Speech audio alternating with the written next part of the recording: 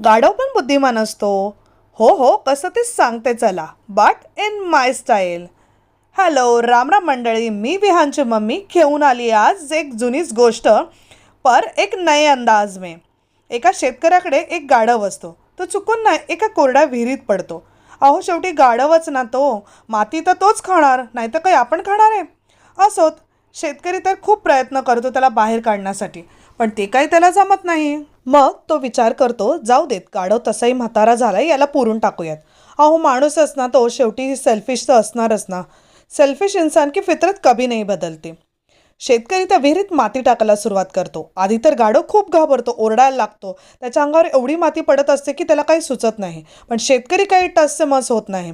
गाढव थोडा वेळ शांत राहतो आणि विचार करून अंगावरील माती झटकायला सुरुवात करतो. नंतर तो त्या मातीच्या ढिगाऱ्यावर पाय देऊन उभा राहतो. शेतकरी भ्रमात असतो की आपण गाढवाला पुरतोय, पण हळूहळू गाढव त्याच ढिगाऱ्यावर पाय देऊन वर येतो. सो आपल्याही आयुष्यात अशीच गाढव लोक असतात जी आपल्याला खाली दाबत असतात, आपल्याला क्रिटिसाइज करत असतात, आपल्या स्वप्नांवर हसत असतात. But the choice is yours. तुम्हाला त्या मातीखाली दबून राहायचं आहे की त्याच मातीची पायरी बनवून वरती यायचं आहे.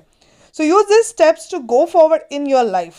Wien people have doubt on you, use this steps to prove yourself. Thank you.